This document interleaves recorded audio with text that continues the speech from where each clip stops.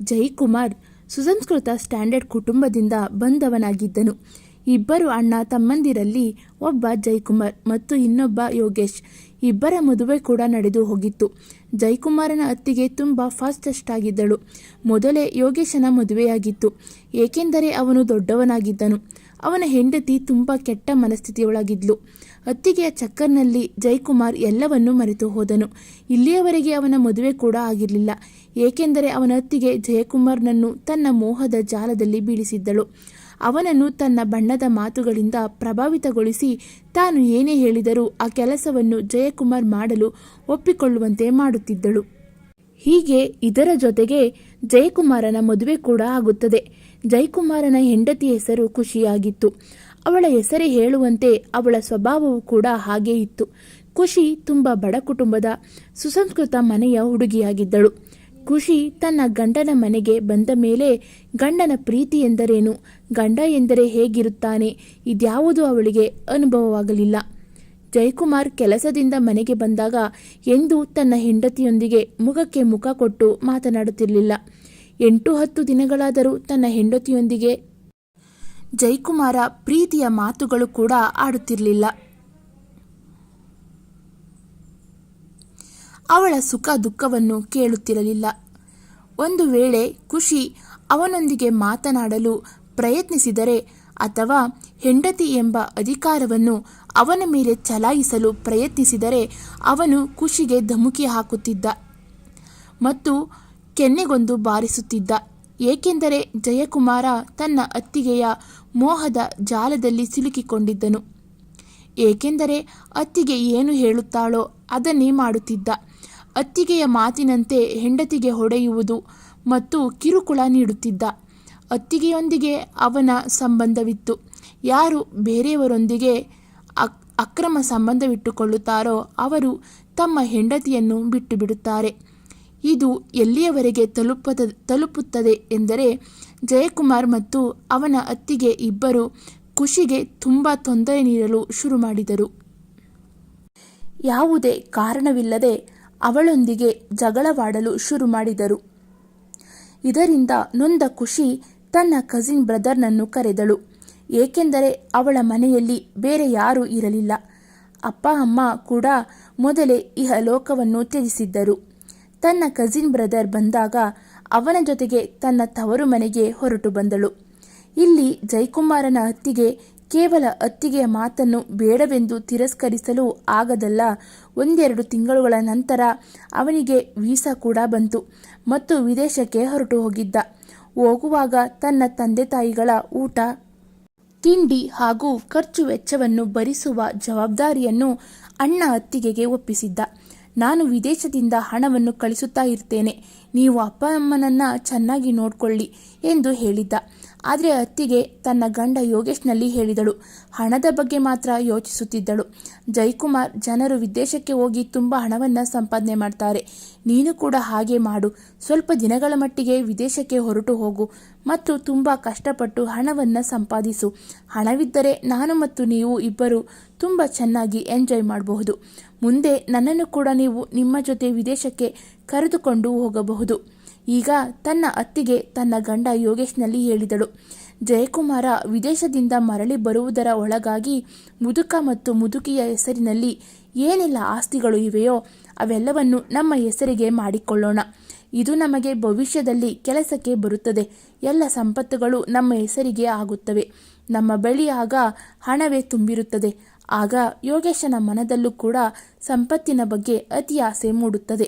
ತನ್ನ ಪತ್ನಿ ಹೇಗೆ ಹೇಳುತ್ತಾಳೋ ಬರೀ ಅವನು ಹಾಗೆ ಮಾಡಿದನು. ಮೊದಲು ತಹಶೀಲ್ದಾರ್ ಕಚೇರಿಗೆ ಹೋದನು. ವಕೀಲರೊಂದಿಗೆ ಮಾತನಾಡಿ ಮೊದಲೇ ಸೆಟ್ ಮಾಡಿದ್ದ ತನ್ನ ವಯಸ್ಸಾದ ತಂದೆ ತಾಯರಿಗೆ ನಿಮಗೆ ಪೆನ್ಷನ್ ಬರುವ ಸರ್ಕಾರಿ ಯೋಜನೆ ಬಂದಿದೆ ಎಂದು ಸುಳ್ಳು ಹೇಳಿ ತಹಸೀಲ್ದಾರ್ ಆಫೀಸಿಗೆ ಕರೆದುಕೊಂಡು ಹೋಗುತ್ತಾನೆ. ಪಾಪ, ವಯಸ್ಸಾದ ಅಪ್ಪ ಅಮ್ಮ ತನ್ನ ಮಗನ ಮಾತನ್ನು ನಂಬುತ್ತಾರೆ. ಅವರು ಮೋಸಕ್ಕೆ ಒಳಗಾಗಿ ತಮ್ಮ ಎಲ್ಲ ಹೊಲಗದ್ದೆಗಳನ್ನು ಆಸ್ತಿಯನ್ನು ಯೋಗೇಶ್ನ ಹೆಸರಿಗೆ ಮಾಡಿದರು ಮತ್ತು ಇದೆಲ್ಲವನ್ನು ಅವನ ಹೆಂಡತಿ ಮಾಡಿಸಿದಳು. ಅವಳು ತನ್ನ ಗಂಡನಿಗೆ ಆಸ್ತಿ ಮತ್ತು ಅಂತಸ್ತಿನ ಆಸೆಯನ್ನು ತೋರಿಸಿ ನಂಬಿಸಿದ್ದಳು. ಎಲ್ಲವೂ ತಮ್ಮ ಹೆಸರಿಗೆ ಆದ ಮೇಲೆ ಮುದಿ ಅಪ್ಪ ಅಮ್ಮನನ್ನು ಮನೆಯಿಂದ ಹೊರಹಾಕಿದರು. ಮನೆಗೆ ಚಾವಿ ಹಾಕಿ ಮನೆಯಿಂದ ಹೊರ ಹೋದರು. ಈಗ ವಯಸ್ಸಾದ ಅಪ್ಪ ಅಮ್ಮನ ಬಳಿ ಏನೂ ಇರಲಿಲ್ಲ. ಅವರ ಬಳಿ ಹಣವೂ ಕೂಡ ಇರಲಿಲ್ಲ ಅಥವಾ ಯಾವುದೇ ಆಸ್ತಿ ಪತ್ರಗಳಿರಲಿಲ್ಲ. ಈಗ ಅವರು ವಿಧಿ ಇಲ್ಲದೆ ಅವರ ಹಳ್ಳಿಯ ಬಳಿ ಇರುವ ರೈಲ್ವೆ ಸ್ಟೇಷನ್ಗೆ ಹೋಗಿ ಅಸಹಾಯಕರಾಗಿ ಭಿಕ್ಷೆ ಬೇಡಲು ಶುರು ಮಾಡಿದರು.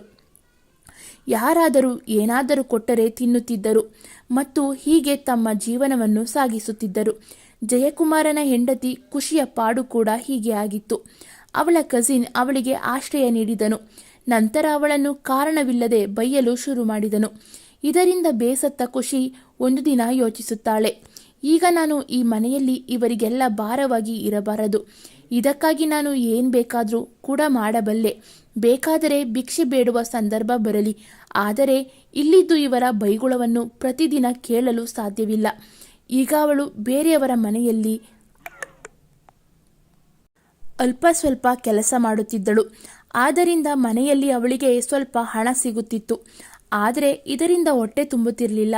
ಒಂದು ದಿನ ಅವಳು ಯಾವುದೋ ಕೆಲಸದ ಮೇಲೆ ರೈಲ್ವೆ ಸ್ಟೇಷನ್ ಬಳಿ ಬಂದಿದ್ದಳು ಮತ್ತು ಅವಳ ಅತ್ತೆ ಮತ್ತು ಮಾವ ಭಿಕ್ಷೆ ಬೇಡುತ್ತಿರುವುದನ್ನು ನೋಡಿದಳು. ಅವರ ಬಳಿ ಹೋಗಿ ಕೇಳಿದಳು. ಅವರ ಬಳಿ ಹೋಗಿ ಅಪ್ಪಿಕೊಂಡು ಅಳ್ಳತೊಡಗಿದಳು ಮತ್ತು ಕೇಳಿದಳು, ಮಾವ, ಅತ್ತೆ, ನಿಮಗೆ ಈ ಪರಿಸ್ಥಿತಿ ಹೇಗೆ ಬಂತು? ಆಗ ತಮ್ಮ ಜೊತೆ ನಡೆದ ಅನ್ಯಾಯದ ಬಗ್ಗೆ ಖುಷಿಗೆ ಹೇಳಿದರು. ನಿನ್ನ ಗಂಡನಂತೂ ವಿದೇಶಕ್ಕೆ ಹೊರಟು ಹೋದನು.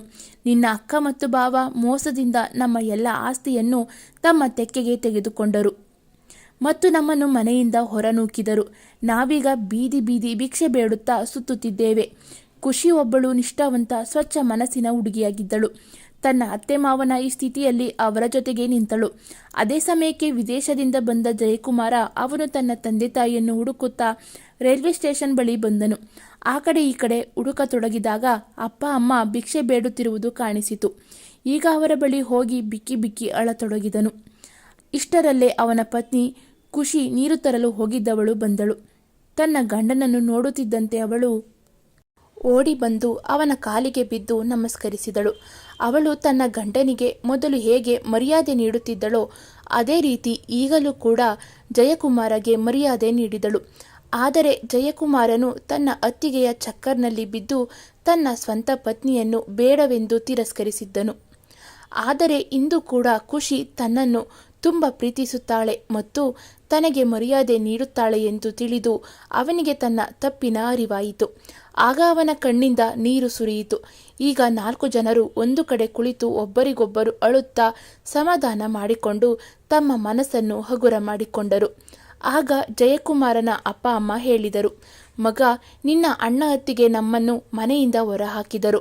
ನಮ್ಮ ಎಲ್ಲ ಆಸ್ತಿಯನ್ನು ಅವರು ತಮ್ಮ ಹೆಸರಿಗೆ ಬರೆಯಿಸಿಕೊಂಡು ನಮ್ಮನ್ನು ಬಿಕಾರಿಗಳನ್ನಾಗಿ ಮಾಡಿದರು. ನಿನ್ನ ಹಕ್ಕನ್ನು ಕೂಡ ಅವರು ಕಸಿದುಕೊಂಡರು. ಆದರೆ ನೀನು ಕೂಡ ನಮ್ಮ ಯಾವ ಮಾತನ್ನು ಕೇಳಲಿಲ್ಲ. ಈಶ್ವರನ ಕೃಪೆ, ನಮಗೆ ಬುದ್ಧಿವಂತ ಹಾಗೂ ದಯಾಳು ಚಿಕ್ಕ ಸೊಸೆ ದೊರೆತಿದ್ದಾಳೆ. ಒಂದು ವೇಳೆ ಇವಳು ನಮಗೆ ದೊರೆತಿಲ್ಲ ಎಂದರೆ ಇಂದು ನಾವು ಬದುಕಿ ಉಳಿಯುತ್ತಿರಲಿಲ್ಲ. ಹೀಗೆ ನಾವು ಹಸಿವಿನಿಂದ ಫುಟ್ಪಾತ್ನಲ್ಲಿ ಸಾಯುತ್ತಿದ್ದೆವು. ನೀನು ಬೇಡ ಎಂದು ಯಾವ ನಮ್ಮ ಮಗಳಂತ ಸೊಸೆಯನ್ನು ತಿರಸ್ಕರಿಸಿದ್ದೆಯೋ ಅವಳು ಇಂದು ಕೂಡ ನಿನಗೆ ತುಂಬ ಮರ್ಯಾದೆ ನೀಡುತ್ತಾಳೆ. ಅವಳೇ ನಿನಗೆ ಗೌರವ ನೀಡುತ್ತಿದ್ದಾಳೆ. ಈ ರೀತಿಯ ಸೊಸೆ ಎಲ್ಲಿ ಹುಡುಕಿದರೂ ಕೂಡ ಸಿಗುವುದಿಲ್ಲ. ಇದನ್ನು ಕೇಳಿ ಜಯಕುಮಾರ ಅಳಲು ಶುರು ಮಾಡಿದನು ಮತ್ತು ಖುಷಿಯಲ್ಲಿ ಕೇಳಿದನು, ನನ್ನಿಂದ ಆಗಿರುವ ತಪ್ಪಿಗಾಗಿ, ಅಚಾತುರ್ಯಕ್ಕಾಗಿ ನನಗೆ ತುಂಬ ನಾಚಿಕೆಯಾಗುತ್ತಿದೆ. ನನ್ನನ್ನು ಕ್ಷಮಿಸು. ನಾನು ನಿನ್ನನ್ನು ಅರ್ಥ ಮಾಡಿಕೊಳ್ಳಲಿಲ್ಲ. ಅಂದಾಗ ಖುಷಿ ಹೇಳಿದಳು, ಇದರಲ್ಲಿ ನಿಮ್ಮದೇನು ತಪ್ಪಿಲ್ಲ. ನಿಮ್ಮನ್ನಂತೂ ಅಕ್ಕ ಬ್ರೈನ್ ವಾಶ್ ಮಾಡಿ ತನ್ನ ವಶಕ್ಕೆ ತೆಗೆದುಕೊಂಡಿದ್ದಳು. ಈಗ ನಿಮ್ಮ ಕಣ್ಣು ತೆರೆದಿದೆ ಅಂದ ಮೇಲೆ ಇದಕ್ಕಿಂತಲೂ ಒಳ್ಳೆಯದು ನಮಗೆ ಇನ್ನೇನಿದೆ? ಆಗ ಜಯಕುಮಾರ ಹೇಳುತ್ತಾನೆ, ಇನ್ನು ಮೇಲೆ ನೀನು ಈ ಕೆಲಸವನ್ನು ಮಾಡುವ ಅವಶ್ಯಕತೆ ಇಲ್ಲ. ನನ್ನ ಜೊತೆ ಬಾ. ನಾವು ತುಂಬ ಕಷ್ಟಪಡೋಣ, ಬೆವರು ಸುರಿಸೋಣ. ಏಕೆಂದರೆ ಈಗಲೂ ಕೂಡ ಜಯಕುಮಾರನ ಬಳಿ ಹಣವಿರಲಿಲ್ಲ. ಅವನು ಕಳಿಸಿದ ಎಲ್ಲ ಹಣವನ್ನು ತನ್ನ ಅತ್ತಿಗೆಯ ಅಕೌಂಟ್ನಲ್ಲಿ ಹಾಕುತ್ತಿದ್ದನು.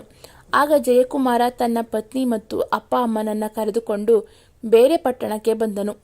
ತರಕಾರಿ ಮಾರ್ಕೆಟಿನಲ್ಲಿ ಚಿಕ್ಕ ಕೋಣೆಯನ್ನು ಬಾಡಿಗೆ ತೆಗೆದುಕೊಂಡನು. ಅದೇ ತರಕಾರಿ ಮಾರ್ಕೆಟ್ನಲ್ಲಿ ವ್ಯಾಪಾರಿಗಳ ಬಳಿ ಕೂಲಿ ಮಾಡಲು ಶುರು ಮಾಡಿದನು. ತರಕಾರಿ ಲೋಡಿಂಗ್ ಅನ್ಲೋಡಿಂಗ್ ಮಾಡಲು ಶುರು ಮಾಡಿದನು. ಅದರಿಂದ ಅವನು ದಿನವಿಡೀ ದುಡಿದು ಬಂದ ಹಣದಿಂದ ಮನೆಯ ಖರ್ಚು ವೆಚ್ಚವನ್ನು ನಿರ್ವಹಿಸುತ್ತಿದ್ದ. ಆದರೆ ಒಬ್ಬ ಕೂಲಿ ಮಾಡುವವನಿಗೆ 4 ಜನರ ಖರ್ಚು ವೆಚ್ಚವನ್ನು ಭರಿಸುವುದು ತುಂಬ ಕಷ್ಟದಾಯಕ.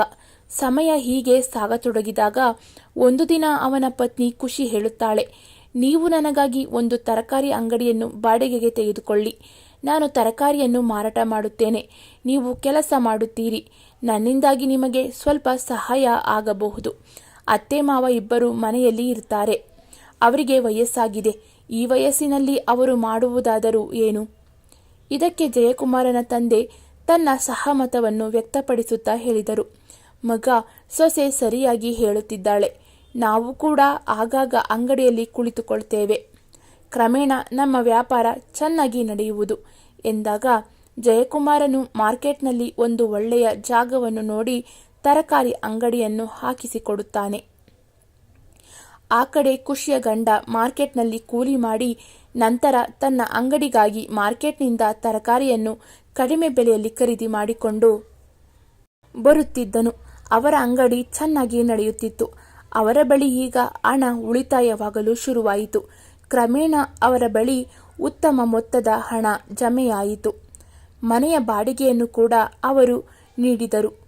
100 ಗಜದ ಒಂದು ಚಿಕ್ಕ ಪ್ಲಾಟನ್ನು ಕೂಡ ಖರೀದಿಸಿದರು.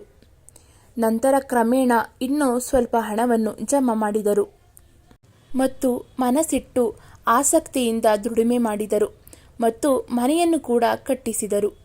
ತರಕಾರಿ ಮಂಡಿಯಲ್ಲಿ ಜಯಕುಮಾರ ತುಂಬ ದಿನಗಳಿಂದ ಕೊಡುವುದು ತೆಗೆದುಕೊಳ್ಳುವುದನ್ನು ಚೆನ್ನಾಗಿ ತಿಳಿದುಕೊಂಡಿದ್ದನು.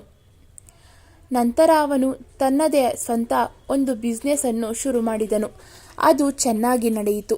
ಅವನ ಬಿಸಿನೆಸ್ ಎಷ್ಟೊಂದು ಚೆನ್ನಾಗಿ ನಡೆಯಿತೆಂದರೆ ಅದರಿಂದ ಬಂದ ಹಣದಿಂದ ಅವನು ಅಣ್ಣ ತನ್ನಿಂದ ಕಸಿದುಕೊಂಡಿರುವುದಕ್ಕಿಂತ ಇನ್ನೂ ಹೆಚ್ಚು ಫ್ಲ್ಯಾಟ್ಗಳನ್ನು ಖರೀದಿ ಮಾಡುತ್ತಾನೆ. ಮತ್ತೊಂದು ಕಡೆ ಯೋಗೇಶ್ ಮತ್ತು ಅವನ ಹೆಂಡತಿ ಇವರ ಆಸ್ತಿಯನ್ನು ಕಬಳಿಸಿ ಮಾವನ ಮನೆಗೆ ಹೊರಟು ಹೋಗಿದ್ದರು. ಯೋಗೇಶನ ಮಾವನ ಮನೆಯವರು ಅವನನ್ನು ಚೆನ್ನಾಗಿ ನೋಡಿಕೊಂಡರು. ಆದರೆ ಯಾವಾಗ ಹಣ ಖಾಲಿಯಾಯಿತು ಆಗ ಕಾಲಿಂದ ಹೊದ್ದು ಅವನನ್ನು ಮತ್ತು ಅವನ ಹೆಂಡತಿಯನ್ನು ಮನೆಯಿಂದ ಹೊರಹಾಕಿದರು. ಒಂದೊಂದು ರೂಪಾಯಿಗೂ ಅವನು ಚಡಪಡಿಸುತ್ತಿದ್ದನು. 2 ದಿನ ಉಪವಾಸ ಇದ್ದರೂ ಕೂಡ ಅವನಿಗೆ ಊಟ ಸಿಗುತ್ತಿರಲಿಲ್ಲ. ಕೇವಲ ನೀರು ಕುಡಿದು ತನ್ನ ಹಸಿವನ್ನು ನೀಗಿಸಿಕೊಳ್ಳುತ್ತಿದ್ದನು.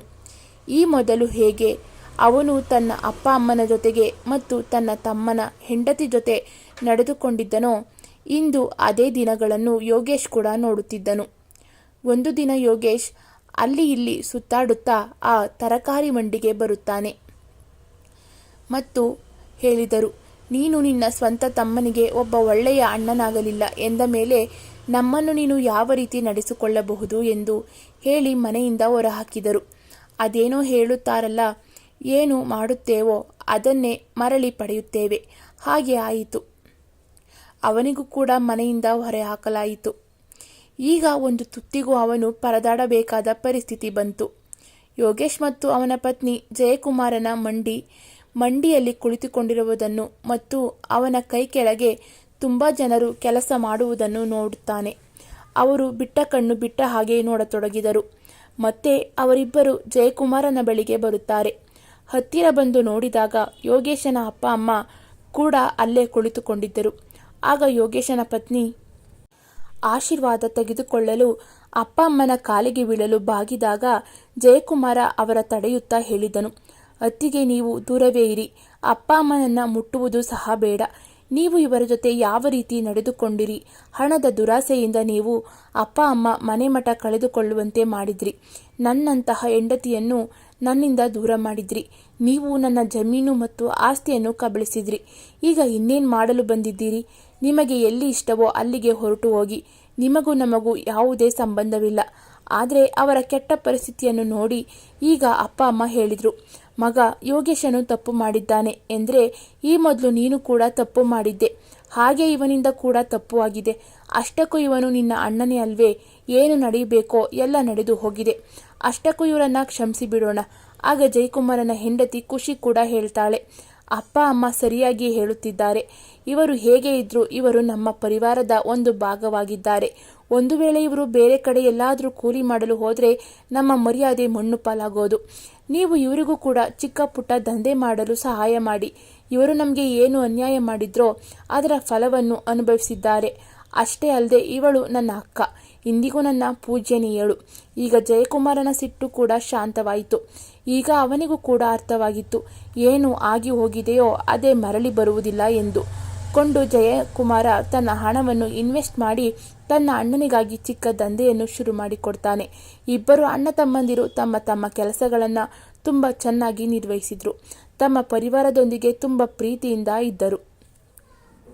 ವೀಕ್ಷಕರೇ, ಈ ಕೌಟುಂಬಿಕ ಕಥೆ ನಿಮಗೆ ಇಷ್ಟವಾಗಿದೆ ಎಂದು ನಾನು ಭಾವಿಸುತ್ತೇನೆ. ಒಂದು ವೇಳೆ ಈ ಕಥೆ ನಿಮಗೆ ಇಷ್ಟವಾಗಿದ್ದರೆ ದಯವಿಟ್ಟು ಲೈಕ್ ಮಾಡಿ, ಶೇರ್ ಮಾಡಿ, ಕಮೆಂಟ್ ಮಾಡಿ, ಹಾಗೆ ಸಬ್ಸ್ಕ್ರೈಬ್ ಮಾಡಿ. Thank you for watching.